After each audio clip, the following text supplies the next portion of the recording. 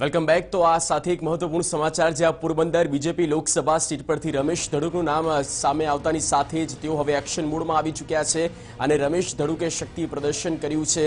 આ સાથે જયેશ રાદડિયા સાથે રમેશ ધડુકના સમર્થકોની ખોડલધામ સુધીની રેલી ગોંડલથી ખોડલધામ સુધીની રેલી કાઢવામાં આવી છે અને હજારોની સંખ્યામાં તેમના સમર્થકો અને તેમના કાર્યકર્તાઓ જોડાયા છે। રેલીમાં ગોંડલના ધારાસભ્ય જયરાજસિંહ જાડેજા પણ જોડાયા છે। વધુ માહિતી સાથે જોડાઈ ગયા છે સંવાદદાતા મોહિત ભટ્ટ। મોહિત, રમેશ ધડુકનું શક્તિ પ્રદર્શન ક્યાંથી કેટલી અને કેટલી સંખ્યામાં લોકો જોડાયા, પૂરી વિગત।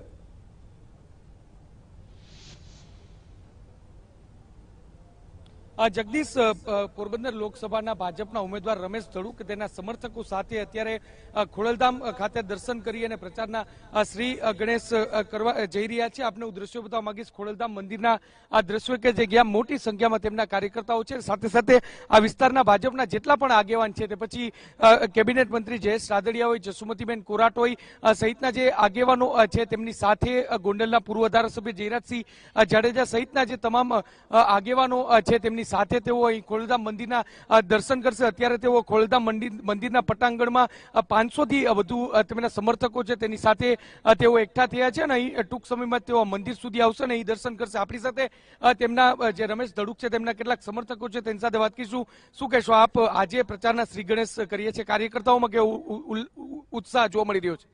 કાર્યકર્તાઓમાં પૂરેપૂરો ઉત્સાહ જોવા મળી રહ્યો છે।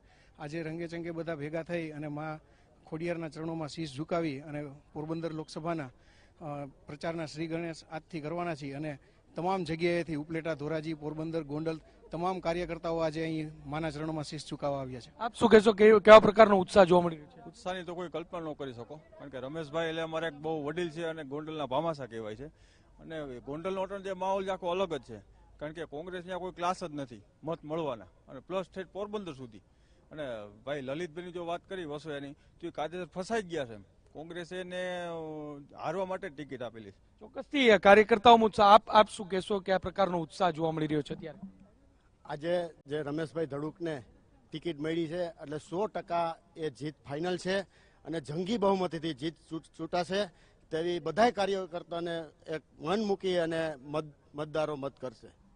જગદીશ, જે રીતે અત્યારનો માહોલ જોવા મળ્યો છે, આપણે મંદિરના જે પટાંગણના દ્રશ્યો દેખાડવા માંગીશ કે અહીંથી રમેશ ધડુક તેમના જે સમર્થકો છે, તેમના ભાજપના જે આગેવાનો છે તેની સાથે તેઓ આવશે અને માના ચરણોમાં શીશ ઝુકાવશે અને પોતાના પ્રચારના શ્રી ગણેશ કરશે। પોરબંદર બેઠકની જો તેમની વાત કરવામાં આવે તો પોરબંદર બેઠક એ ભાજપનો ગઢ રહ્યો છે, વિઠ્ઠલ રાદડિયાનો ગઢ રહ્યો તેવું પણ કહી શકાય અને જે રીતે જયેશ રાદડિયાએ પણ જે રમેશ ધડુક છે તેમને ખુલ્લું સમર્થન આપ્યું છે, જેને લઈને જ આ બેઠક પર જે ભાજપની સ્થિતિ છે તે મજબૂત થઈ ગઈ છે। બંને લેવા પાટીદાર સમાજના જે નેતાઓ છે તે આમને સામને છે અને હવે ખરાખરીનો આ જંગ છે। 2 તારીખે રમેશ ધડુક પોતાનું જે ચૂંટણી ઉમેદવારી ફોર્મ છે તે ઉમેદવારી ફોર્મ ભરવાના છે અને અત્યારે તે પહેલા તેઓ ખોડલધામ મંદિરે શીશ ઝુકાવી અને તેમના જે પ્રચારના શ્રી ગણેશ કરવાના છે ને આવતીકાલથી તેઓ જે પોતાની લોકસભા મત વિસ્તાર છે ત્યાં અલગ અલગ ગામોમાં, અલગ અલગ શહેરોમાં, અલગ અલગ ચોકમાં જઈ અને પોતાને મત મળે તે માટે, ભાજપને મત મળે તે માટે પ્રચાર કરશે। જગદીશ, બિલકુલ મોહિત, આભાર આ સમગ્ર માહિતી અને પૂરી અપડેટ આપવા બદલ। તો રમેશ ધડુક જેઓ પોરબંદર લોકસભા સીટ પરથી લડવાના છે બીજેપી તરફથી અને તેમનું એક રીતે શક્તિ પ્રદર્શન જોવા મળી રહ્યું છે। આ સાથે જ પોરબંદર બેઠકની વાત કરવામાં આવે તો સામે તેમના હરીફ છે એટલે કે કોંગ્રેસમાંથી લલિતભાઈ વસોયા।